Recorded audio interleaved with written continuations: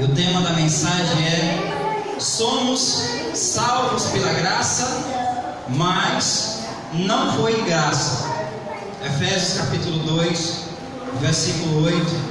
Quero aproveitar e saudar os irmãos da live do Facebook e aqueles que vão nos acompanhar pelo YouTube. Graça e paz a todos vos sejam multiplicados. Aqui é a igreja em graça que se reúne em Fortaleza, Ceará.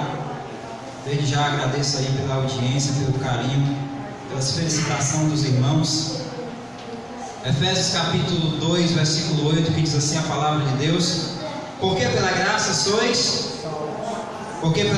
sois, mediante e isto não vem de vós, é um dom de Deus. Oremos ao Senhor mais uma vez. Senhor Jesus Cristo, eu te louvo, eu te agradeço por mais essa oportunidade ímpar que o Senhor nos concede de estarmos aqui reunidos, congregados ao teu nome, para juntos desfrutarmos desse momento maravilhoso, aonde já te louvamos, já te bendizemos, já te exaltamos com nossos lábios, já te apresentamos a nossa vida como um sacrifício vivo, santo e agradável, Deus, porque estamos nesta noite cultuando ao Senhor, te adorando, entronizando louvores, aquele que é digno de toda honra, de toda glória e de todo louvor. Te peço nessa noite, usa-me uma vez mais, porque eu vou usar a tua santa palavra essa que é viva e eficaz, palavra essa que não volta vazia.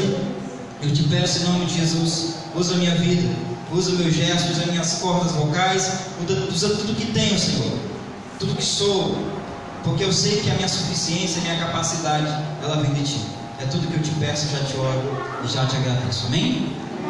Amados, eleitos, santos, preciosos, mais do que vencedores, Paulo, quando ele escreve aos Efésios capítulo 2, versículo 8, ele vai dizer que pela graça somos salvos, ou pela graça sois salvos, né, irmãos? Somos salvos pela graça. Já está literalmente de rosa. Então, pela graça. O que é graça, meu irmão? O que é graça, irmão Robson de Souza? Que há algumas pessoas que não gostam que a gente se apresente como pastor. Na verdade, eu não sou pastor, pastor Salomão é Cristo. Mas eu estou aqui nesta noite como pastor, tá certo? Porque eu estou apacentando, cuidando de vocês, zelo com o zelo de Deus na vossa vida. Pela graça sois salvos. Mas o que é a graça? Para quem não sabe o que é a graça é um favor merecido, como diz os teólogos. Ou seja, nós não merecíamos a graça de Deus, nós não merecíamos o amor de Deus, mas a graça de Deus nos alcançou. A graça é exatamente dar ao homem aquilo que ele não merece. Nós não merecíamos o amor de Deus, nós não merecíamos a graça de Deus, mas Ele decidiu nos amar e nos amou com amor eterno, como disse Jeremias: de longe se me deixou ver o Senhor dizendo, com amor eterno eu te amei e com benignidade eu te atraí. Somos atraídos todo dia e constrangidos a servirmos a Deus pelo amor, e esse amor de Deus nos constrange. Amém? Porque pela graça sois salvos, mediante a fé, e isto não vem de vós, é um dom. A salvação não parte de nenhum de nós, não é porque nós fazemos obras que nós somos salvos. A salvação é algo que foi nos dado gratuitamente por graça, ou seja, um ato de amor, é algo que nos foi presenteado, oferecido gratuitamente. Então, por isso Paulo disse que pela graça nós somos salvos. Mas eu quero dizer para você nesta noite que me escuta, que nós somos salvos pela graça, porém não foi de graça, custou um alto preço, porque há alguns que aí fora entendem a graça de Deus, ou acham que a graça de Deus é carta branca para vivermos uma vida leviana, uma vida de qualquer jeito, de qualquer maneira. Mas a graça de Deus não nos dá respaldo para vivermos de qualquer jeito, de qualquer maneira. Pelo contrário, se nós formos ver, a graça de Deus, ela é uma educação, ela nos educa a vivermos uma vida lipada diante de Deus, uma vida separada do que é ilícito, do que é profano, uma vida consagrada ao Senhor. Então, nós somos salvos pela graça, mas não foi de graça, custou um preço. Vamos ver qual foi o preço que custou. Muitos já sabem, mas vamos relembrar, vamos trazer à memória aquilo que pode nos dar esperança, né, meu irmão? Trazer à memória. 1 de Pedro, primeira carta de Pedro, 1 Coríntios, capítulo 6, versículo 20. Primeira carta do apóstolo Paulo aos Coríntios, capítulo de número 6, versículo 20.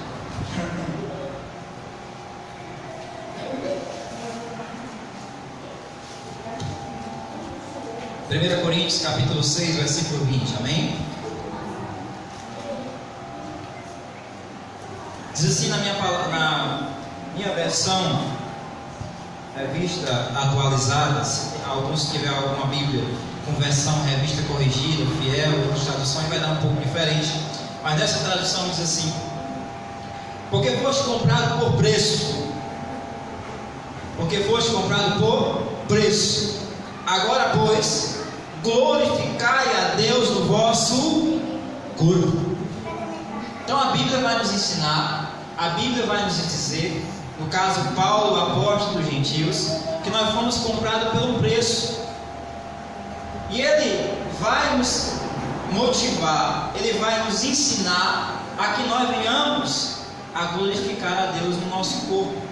Ou seja, eu não posso pegar o meu corpo, que é templo do Espírito Santo de Deus, porque o contexto disso vai falar isso, que nós somos o templo e a morada do Espírito Santo de Deus, e vivemos uma vida de qualquer jeito, de qualquer maneira, uma vida leviana. Foste comprado por preço, glorificai a Deus no vosso corpo. Então nós temos um chamado a vivermos uma vida separada. E hoje, meu irmão me perguntava pela manhã, talvez até estejamos assistindo aí pela live: meu irmão, eu tenho uma dúvida, porque lá no sistema foi me ensinado que eu não posso amar as coisas do mundo, e segundo os que os religiosos ensinam, amar as coisas do mundo é não ouvir uma música popular brasileira, amar as coisas do mundo é não poder ir numa praia, porque senão estou amando as coisas do mundo, amar as coisas do mundo é a mulher não poder botar um brinco, uma maquiagem, um batom, né? O cara aqui já estaria desclassificado diante do olhar religioso. Então, para o religioso, amar as coisas do mundo é isso.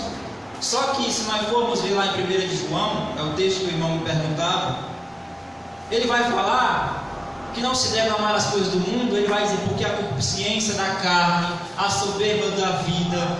Então, o contexto está falando de amar a certos prazeres que não convém a um cristão. Não está falando de nada de estética, não está falando que de repente o cristão não possa jogar uma bola, não possa assistir uma televisão, porque algumas igrejas por aí não pode assistir televisão, não pode isso, não pode aquilo outro, e não pode muitas coisas. Mas o apóstolo Paulo, quando ele escreve aos Gálatas, no capítulo 5, ele vai dizer que nós fomos chamados à liberdade, que nós, ou que Cristo para a liberdade foi que Cristo nos libertou. Em segundo lugar, ele vai dizer: olha, vocês foram chamados à liberdade, mas porém não usei da liberdade para dar ocasião à carne. E quando nós lemos o contexto do que Paulo está falando, ele está falando de obras concernentes ao pecado, à carne, ao pecado que está em nós, ou seja, a nossa natureza carnal. E ele vai dizer, porque as obras da carne são prostituição, impureza, lascívia, feitiçaria, facção e por aí vai. Então, o que nós temos que ter o cuidado de nos policiar é quanto a isso, é quando nós não deixar ser levado pelos desejos concernentes da nossa natureza carnal. Paulo ele vai nos ensinar: olha, pensai nas coisas lá do alto e não nas que são aqui da terra. O que é que são daqui da terra? Essas coisas, essas obras, esses desejos. Nós temos que todo dia lutar contra esses desejos que está impregnado na nossa natureza, na nossa carne, né? Todo dia. E muitas das vezes, é pessoas que se iram, são iracundas. Às vezes não é nem pessoas que são entregas de devassidão, à lascívia, ao desejo, à imoralidade. Às vezes são pessoas que se iram com facilidade, são iracundas. Às vezes são pessoas que gostam de gritar, falar gritando. Sabia que gritar também é uma espécie de pecado? Como a gente que tem filho, né, Olívia? Como a gente comete esse pecado, né? As pessoas costumam, a perder a paciência. Os filhos vieram a nossa vida para tirar a nossa paciência. As mães aqui que sabem, os pais, eu particularmente, todo dia eu tenho que me policiar contra isso. Então, nós temos que se policiar contra esses desejos da carne. Por quê, meu irmão? Nós vamos perder a salvação se nós gritar com nossos filhos. Nós vamos perder a nossa salvação de repente, se eu cometer algum deslize. Salvação não se perde. Salvação foi um presente de Deus. Ele pagou lá na cruz do Calvário. E nós dizemos, confessamos que uma vez salvo, salvo para sempre. Uma vez filho, filho para sempre. Agora, Paulo vai nos educar, através da Epístola aos Gálatas, que se nós vivermos constantemente dando lugar à carne, nós não herdamos o reino de Deus. E o que é o reino de Deus, irmão? Olha, irmão, você que está aí pela internet, não confunda reino de Deus com paraíso. Reino de Deus é uma coisa, paraíso é outra coisa, reino dos céus é outra coisa. E o que é o reino de Deus? Vamos ver o que é que Paulo vai dizer em Romanos capítulo 14, versículo 17. Esses microfones estão uma bênção. Romanos 14, 17. Mas vai ter um banho aqui para arrecadar dinheiro. Romanos 14, 17. Cadê o irmão Ricardo, a pasquinha?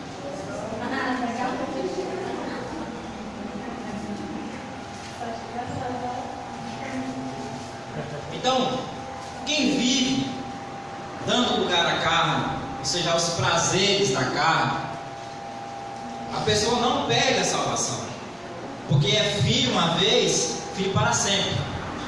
Eu tenho 2 filhos, né? Para quem não sabe, eu tenho esse abençoado aí de uma moça de 15 anos.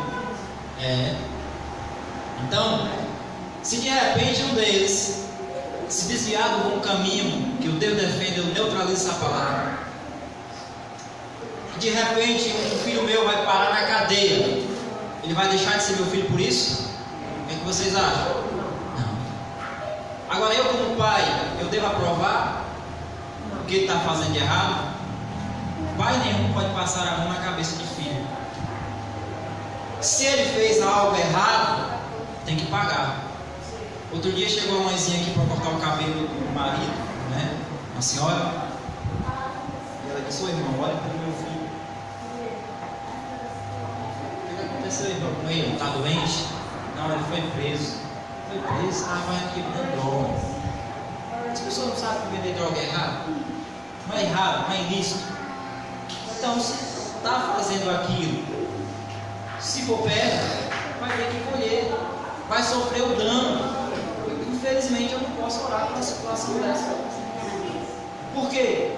Porque Deus não é complacente com o erro. Deus não apoia o erro. Deus apoia a verdade. Deus apoia o que é certo. Eu vou morrer pregando, dizendo que certo é certo e errado é errado. Amém?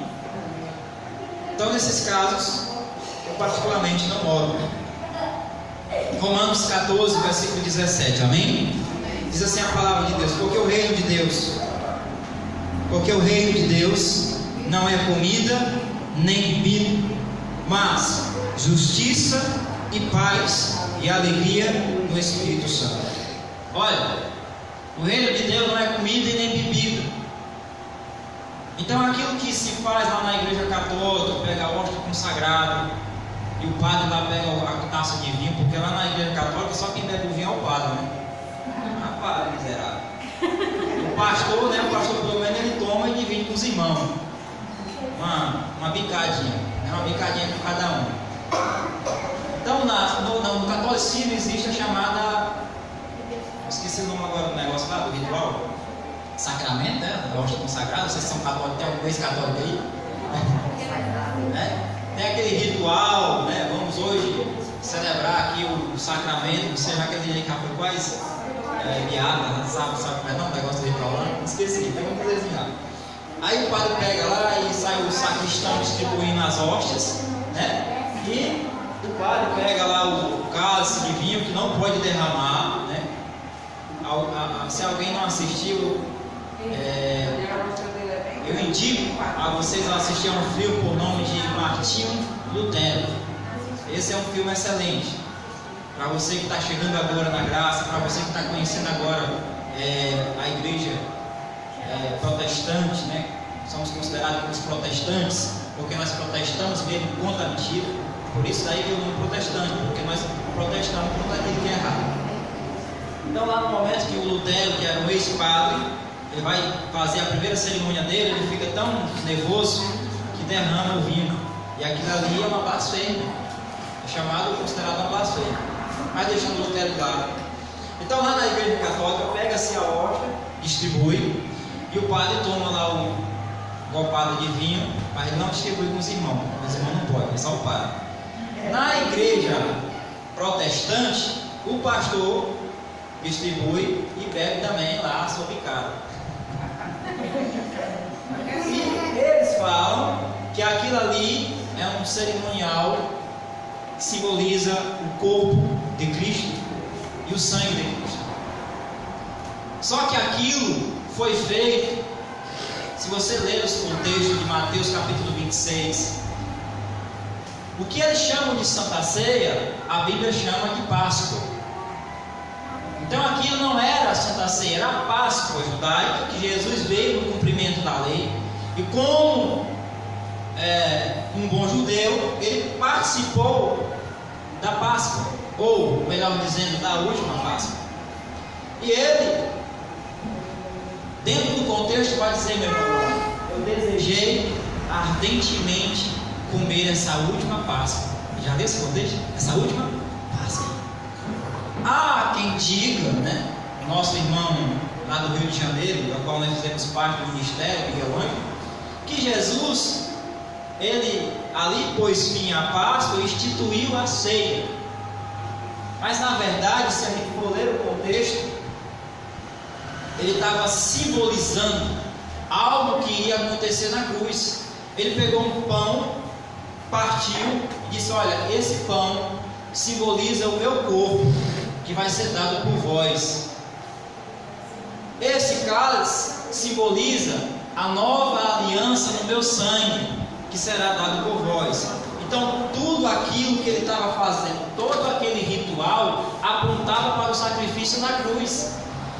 E ele não vai mandar fazer aquilo ali em outra passagem nenhuma. Confunde-se alguns, baseado no texto lá de 2 Coríntios, não sei se é 1 Coríntios, que fala sobre lá que Paulo vem falando um pouco a respeito de uma ceia. Mas se a gente for estudar a história, vamos descobrir que aquela ceia de Corinto era uma festa de amor, chamava-se festa do amor, festa ágape. Então não tem nada a ver com ritual religioso. Por que eu falei sobre isso? Porque uma coisa vai levando a outra coisa. Em Romanos, Paulo está dizendo: porque o reino de Deus não é comida. Pedaço de pão é o que, irmãos? Pedaço de pão é o que, irmão? Não, pedaço de pão é o que? É alimento, é comida? Então, mas aqui na Bíblia está dizendo: porque o reino de Deus não é comida. Então aqui não faz parte do reino de Deus. O reino de Deus não é comida e nem bebida. Vinha o que, irmãos? Hein, irmão? Vinha o que? Você mesmo, está vindo aí. Vinha o que? Bebida. Bebida. Então não faz parte do reino de Deus. E faz parte de qual reino? O reino dos homens. Dos homens.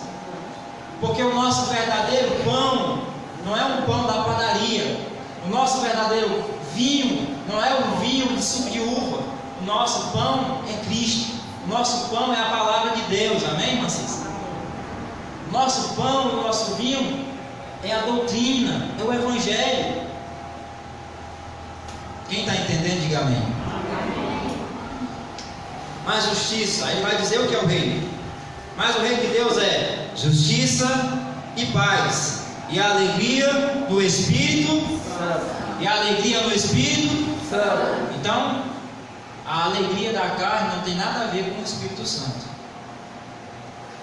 Tomar um negocinho no final de semana, curtir um pagodinho, é bom, alegra a carne, mas não provém do Espírito Santo, não alegra o Espírito Santo. Sabe o que é que alegra o Espírito Santo? Isso aqui que nós acabamos de fazer, esse louvorzão aqui abençoado, chega o suor desceu. Isso é para a glória de Deus.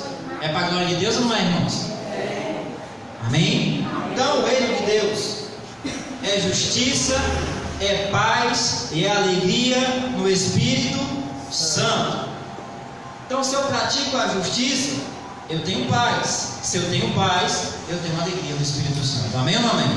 Amém. Mas vamos continuar. Então, eu estou dizendo que nós fomos salvos pela graça, mas não foi de graça. Custou um preço.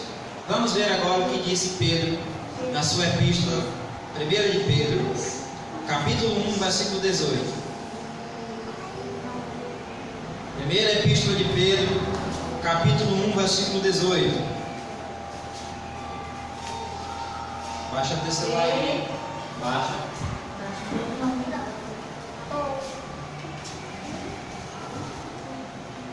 Primeira epístola de Pedro, capítulo 1, versículo 18.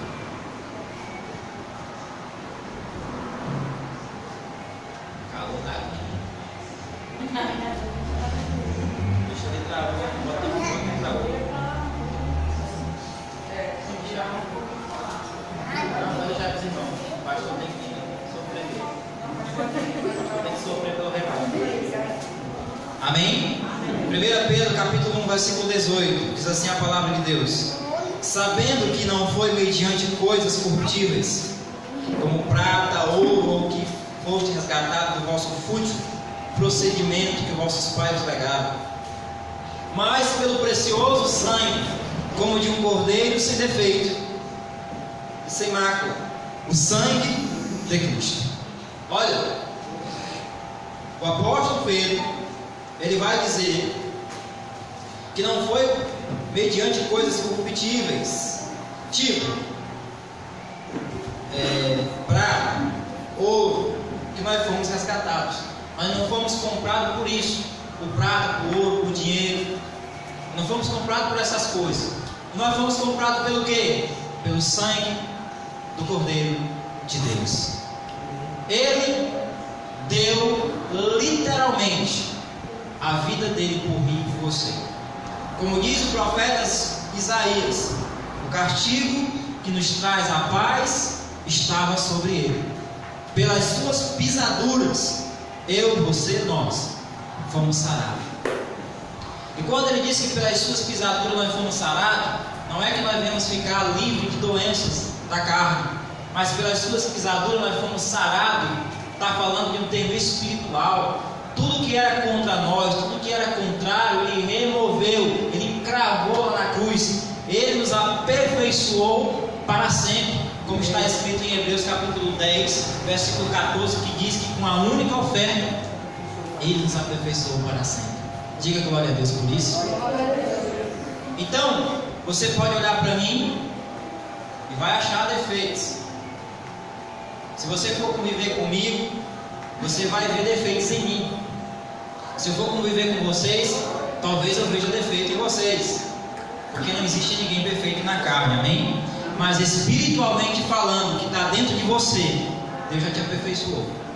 E o que vai ser salvo não é a carne. O que vai ser salvo não é essa exterior aqui, não é esse corpo corruptível que você está vendo. O que vai ser salvo é o nosso espírito. Amém? É o nosso espírito. Eu gostaria que as crianças dessem lugar para os adultos. Sentassem ali. Isaac, senta direitinho. As crianças sentam ali, por favor, para desocupar mais espaço para os adultos. Podem vir para cá, ó, vocês aqui. Ó. Tem duas cadeiras, três cadeiras aqui. Então, a palavra diz que nós fomos comprados por preço. Graças a Pai, irmão.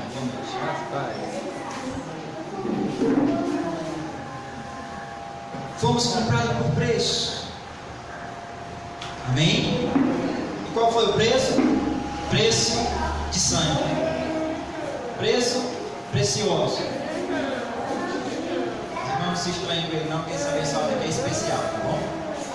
Então fomos comprados por preço. Olha para mim para você entender. Agora ele disse: glorificai a Deus do vosso corpo. Vamos ver o que é que diz em Romanos, capítulo 5, versículo 8. Epístola de Paulo aos Romanos, capítulo 5, versículo 8. Romanos, capítulo 5, versículo 8. Amém? Então eu estou falando nessa noite, vocês chegaram agora, que nós somos salvos pela graça, mas não foi de graça. Custou um preço precioso, o sangue de Cristo, que foi jorrado, que foi derramado em meu e em seu favor. Amém? Paulo, quando ele escreve os Romanos, no capítulo 5, versículo 8, ele vai dizer assim: mas Deus prova o seu próprio amor para conosco. Pode deixar ele à vontade, irmão, deixa só. Mas Deus prova o seu próprio amor para conosco, pelo fato de ter Cristo morrido por nós, sendo nós ainda pecadores. Sendo nós ainda o que, irmãos? Agora escute o que ele vai dizer. Logo, muito mais agora, sendo justificados pelo seu sangue, seremos por ele salvos da ira. Porque se nós, quando inimigos, fomos reconciliados com Deus mediante a morte de seu Filho, muito mais agora, já estando reconciliados, seremos salvos pela sua vida. Então a Bíblia está dizendo, mostrando com claras evidências, que Deus provou o seu próprio amor para conosco. Deus provou. Como foi que Deus provou? Ele nos amou, mesmo quando nós éramos os piores dos pecadores, estávamos separados, destruídos da glória de Deus, éramos estranhas alianças da promessa, mas Deus decidiu nos amar e nos amou, e amou com amor eterno. Em João capítulo 3, versículo 16, o apóstolo João vai dizer assim: porque Deus amou o mundo de tal maneira que deu. Quando a gente ama, a gente dá. Quando a gente ama, a gente oferece. Quando a gente ama, a gente quer, sabe, fazer alguma coisa. É ou não é? Por isso que Jesus disse: melhor coisa é dar do que receber. Não tem maior prazer em mim eu poder ajudar alguém ou fazer algo por alguém. Quem me conhece de perto sabe, eu tenho uma maior dificuldade de dizer não. E às vezes isso até me atrapalha a minha vida secular no trabalho. Está cheio de placa ali, ó. Atenção, não trabalhamos fiado. Mas chega as pessoas e faço o serviço fiado. Porque eu não sei dizer não. Preciso aprender. Mas como cristão eu não sei dizer não. Eu não sei alguém precisar de mim e eu não poder servir. Mas é algo que está impregnado em nós. Apesar de muitas pessoas a gente faz e o que recebe em troca é gratidão, né, irmão? Mas a gente não pode julgar um pelos outros. Eu vou morrer acreditando na humanidade. Amém? Então Deus amou o mundo de tal maneira que deu o seu Filho, para que todo que nele crê não pereça.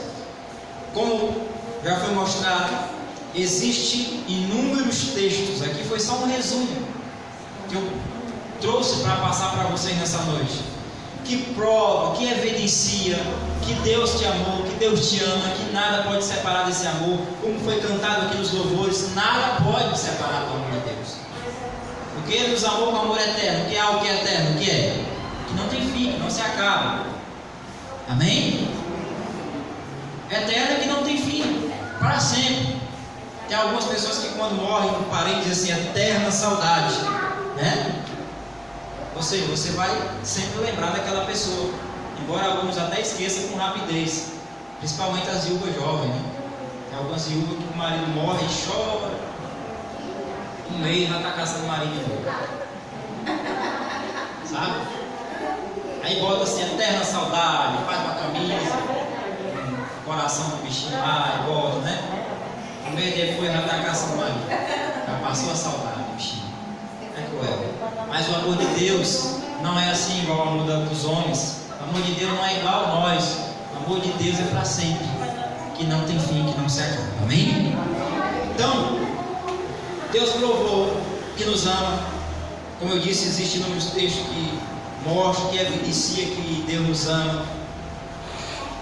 A pergunta que não quer calar é: o que eu, o que você, o que nós podemos fazer para retribuir um pouco desse amor de Deus? Porque eu sei que é impossível nós retribuir tudo. Nós somos seres humanos, nós somos limitados, somos cheios de defeitos na carne. Mas o que eu, você, o que nós podemos fazer para retribuir esse amor? Eu digo, amando uns aos outros como Ele nos amou, como Ele nos ensinou. Vamos ver o que diz aqui em João, capítulo 13, versículo 34. João, livro histórico de João, capítulo 13, versículo 34. João 13, 34.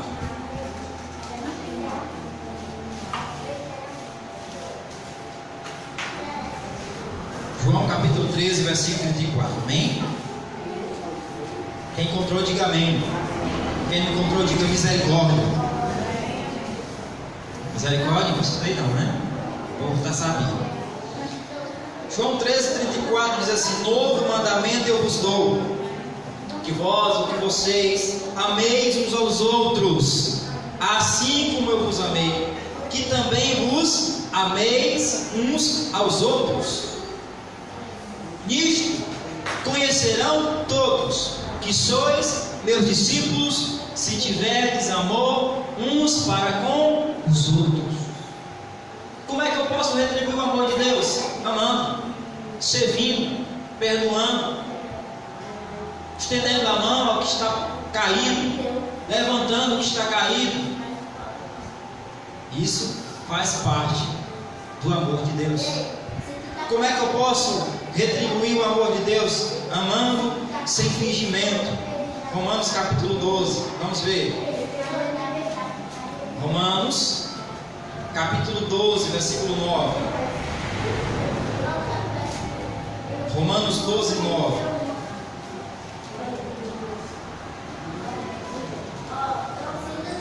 Romanos capítulo 12, versículo 9. E esse texto é profundo. Amém? Romanos 12, 9 diz assim: o amor seja sem hipocrisia. Alguém aqui já sofreu com amor hipócrita? Levanta sua mão assim. Alguém já sofreu com amor fingido? Eu muitas vezes. Sabe aquela pessoa que diz assim: eu estou contigo, irmão, é nós. Aí igual você pivete na rua, é nós, playboy. Estamos contigo, estamos juntos. Aí quando você precisa do cabo, cadê?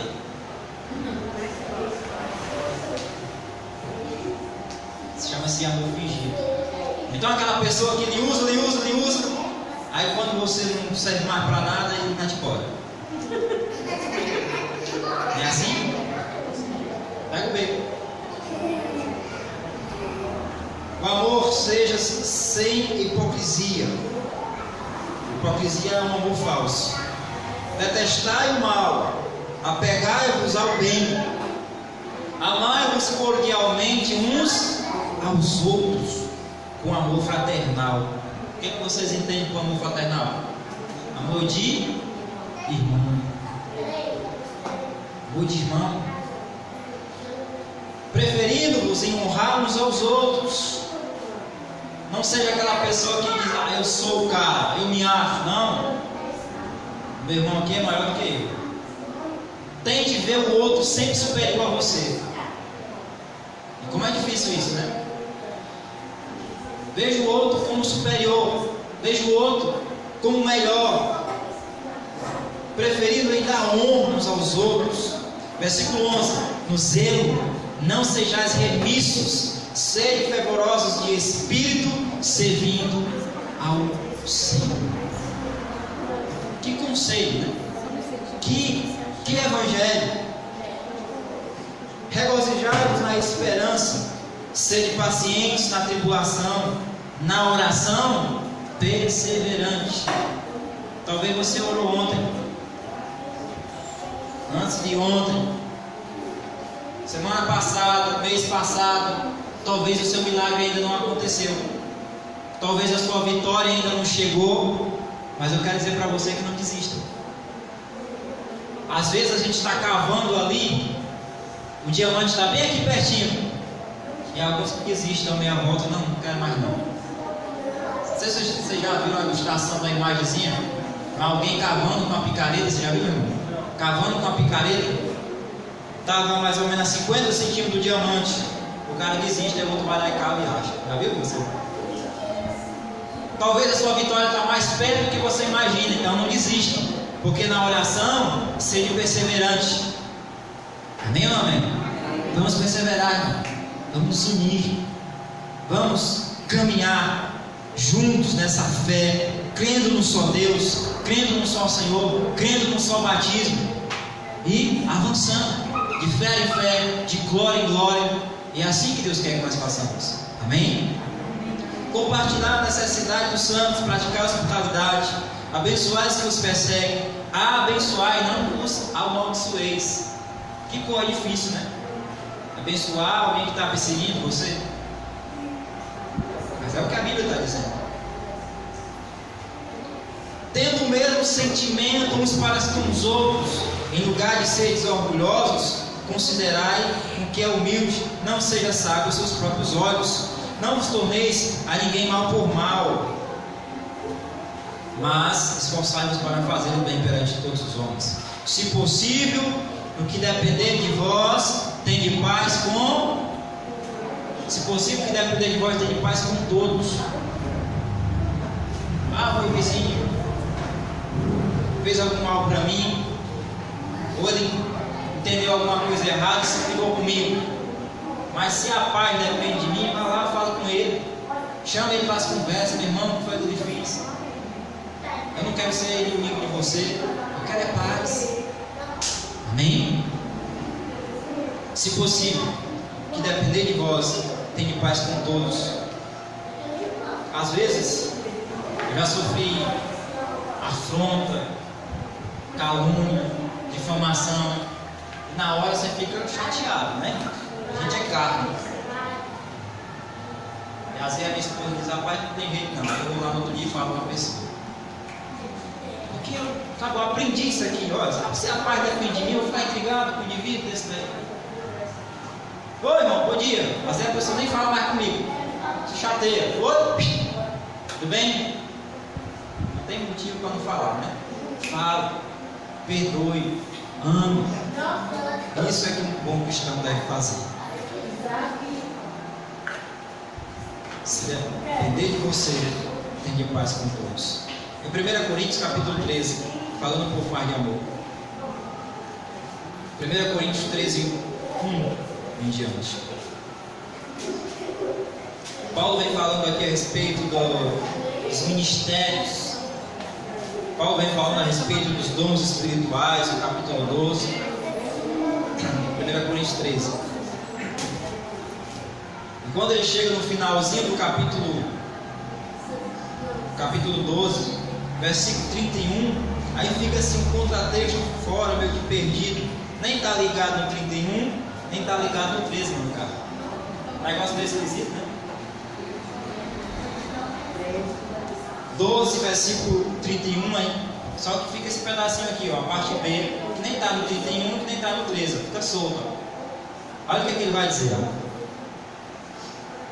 Eu e passo a mostrar-vos um caminho sobre modo excelente. Paulo já falou de dons espirituais. Se você ler o contexto em casa, no capítulo 12, Paulo está falando de dons espirituais, dom de língua, dom de profetizar, dom daquilo outro. Aí ele disse: agora eu vou vos mostrar um caminho sobre modo excelente. Vou te mostrar algo melhor, vou te mostrar algo superior. E o que é? Ainda que eu fale a língua dos homens, dos anjos, se não tiver amor, serei como um bronze que soa, como um símbolo que retira. Olha, ainda que eu tenha o dom de profetizar e conheça todos os mistérios, toda a ciência, ainda que eu tenha tamanha fé ao ponto de transportar montes, se não tiver amor, nada serei. Ainda que eu distribua todos os meus bens entre os pobres, ainda que eu entregue meu próprio corpo para ser queimado, se não tiver amor, nada disso me aproveitará. O amor é paciente, é benigno. O amor não arde em ciúmes, não se ufana, não se ensoberbece. O amor não se conduz inconvenientemente, não procura os seus interesses, não se exaspera e não resente do mal.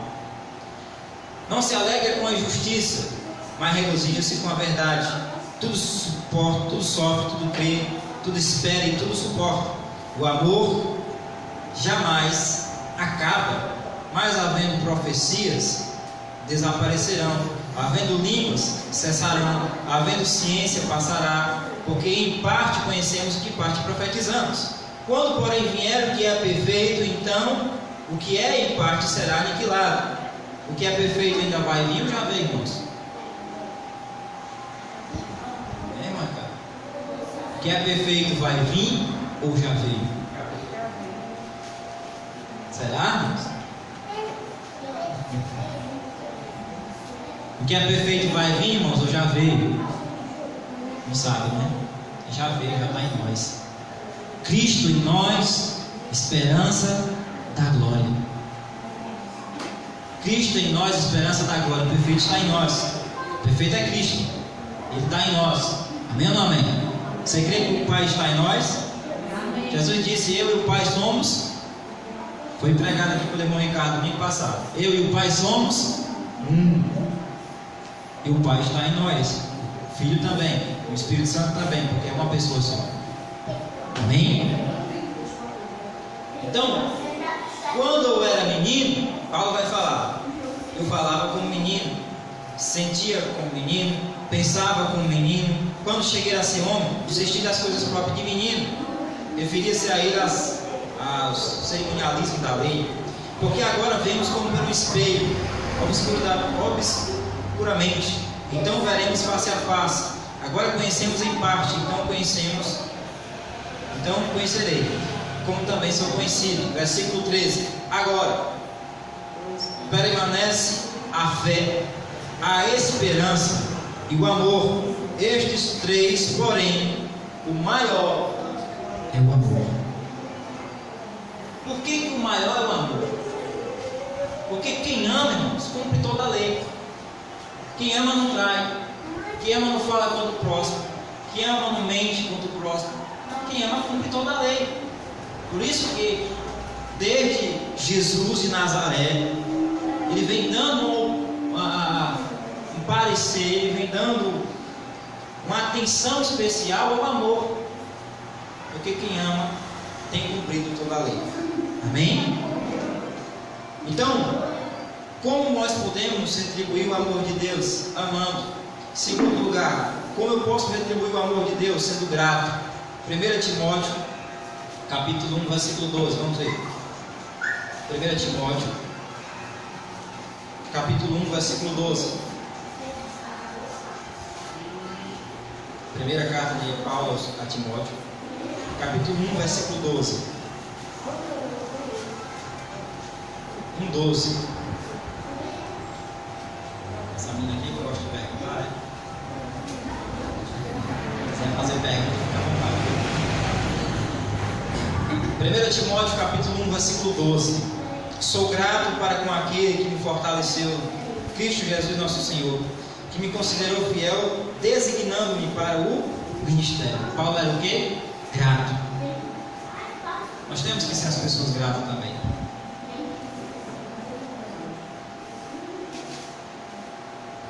Versículo 13 ele vai dizer a mim, que no outro tempo era blasfemo, perseguidor, insolente, mas me tive misericórdia, pois fiz na ignorância e na incredulidade. Transbordou, porém, a graça do nosso Senhor com fé, com amor em Cristo Jesus. Fiel esta palavra, digna de toda aceitação.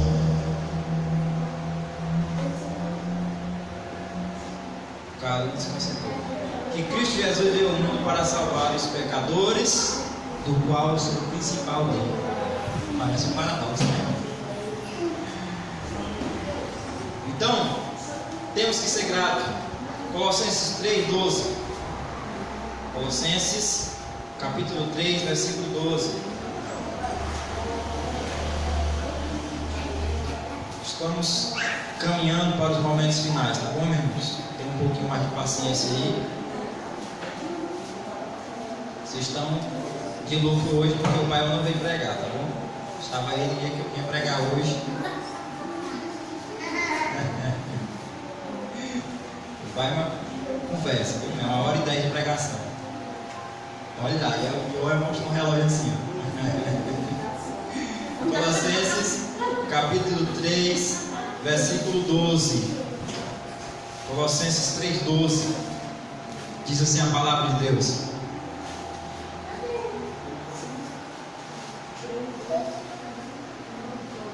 Amém? Todos se encontraram?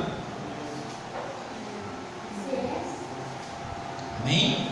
Colossenses 3:12 diz assim: revesti-vos, pois, como eleitos de Deus, santos e amados, de terno afetos de misericórdia, de bondade, de humildade, de mansidão, de longa benignidade. Suportai-vos uns aos outros, perdoai-vos mutuamente, caso alguém tenha motivo de queixa contra outro, assim como o Senhor vos perdoou, assim também perdoai-vos. Acima de tudo isso esteja o amor, que é o vínculo da perfeição. Mais uma vez ele vai falar sobre o amor, né? Terceiro e último lugar,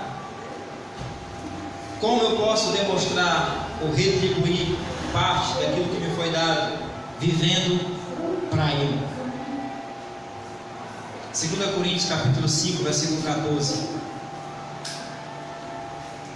Segunda carta de Paulo aos Coríntios, capítulo 5, versículo 14, diz assim a palavra.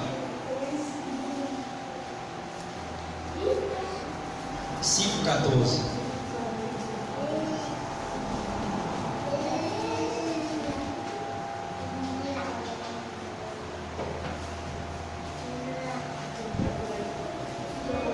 Amém? Pois o amor de Cristo os constrange, julgando nós isto: um morreu por todos, logo todos morreram. Ele morreu por todos, para os que vivem, não vivem mais para si mesmo, mas por aquele que morreu e o ressuscitou. Então nós temos uma chamada a vivermos para Ele. Gálatas capítulo 2, Paulo foi um exemplo disso. Em Gálatas capítulo 2, versículo 19, Gálatas 2:19, Paulo vai mostrar isso na prática. Gálatas 2:19 diz assim a palavra de Deus: porque eu, mediante a própria lei, morri para a lei, a fim de viver para Deus. Estou crucificado com Cristo. Logo já não sou eu quem vive, mas Cristo vive em mim. E esse viver que agora tenho na carne, vivo pela fé no Filho de Deus, que me amou e assim mesmo se entregou por mim. Não anulo a graça de Deus, pois se a justiça é mediante a lei, segue-se que Cristo morreu em vão. Então Paulo ele vivia, foi um paradigma, um exemplo para nós de homem de Deus, de cristão, o homem que renunciou a sua própria vida por amor ao Evangelho. Lá em Atos 20, versículo 24, vai dizer: olha, porém em nada considero a vida preciosa para mim mesmo, contanto que complete a carreira e o ministério que recebi do Senhor Jesus Cristo, de testemunhar o Evangelho da graça. Então ele não se importava com a sua vida. Infelizmente hoje é o contrário, né, irmão? Hoje é cada um buscando a sua vida. Somos livres para fazer o que bem entender da nossa vida. Mas Paulo, ele foi um exemplo que se deve renunciar a muitas coisas, ou ele renunciou a sua própria vida para cumprir o seu chamado e o seu ministério. Amém? Em Filipenses capítulo 4, versículo 8. Filipenses 4, 8.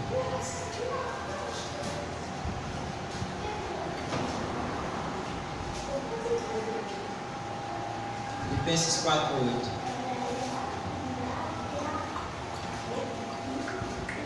Você não tem ideia como é ser pastor em graça. Trabalhar, fazer a obra. Não é fácil. Eu fiz essa mensagem agora à tarde. Correria. Mas a Bíblia diz que quando somos fracos, então é que somos fortes. Fiel é Deus, juntamente com as tentações, com as tribulações, não providencia os carros. E aqui estamos nós para a glória de Deus. Filipenses 4, 8.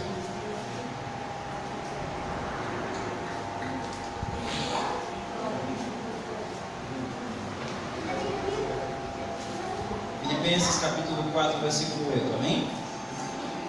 Diz assim a palavra de Deus: finalmente, irmãos, tudo que é verdadeiro, tudo que é respeitável, tudo que é verdade, tudo que é justo, tudo que é puro, tudo que é amável, tudo que é de boa fama, se alguma virtude há e se algum louvor existe, seja isso que ocupe o vosso pensamento. O que também aprendestes e recebestes e ouvistes e vistes em mim, isso praticai, e o Deus da paz será convosco. E para encerrar, Tito capítulo 2, versículo 11. Tito capítulo 2, versículo 11. Tito capítulo 2, versículo 11.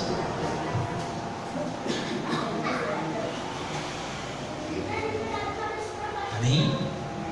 Porque a graça de Deus se manifestou salvadora a todos os homens. Porque a graça de Deus se manifestou salvadora a todos os homens.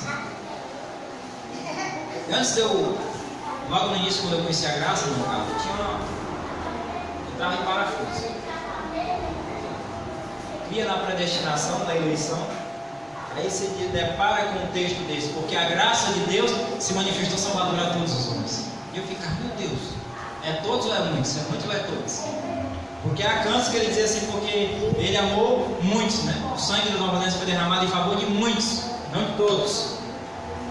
Aí agora ele vem: porque a graça de Deus se manifestou salvadora a todos. Aí a gente aprendeu dentro do sistema que texto fora de contexto é vazão para pretexto. Aí eu comecei a ler o contexto.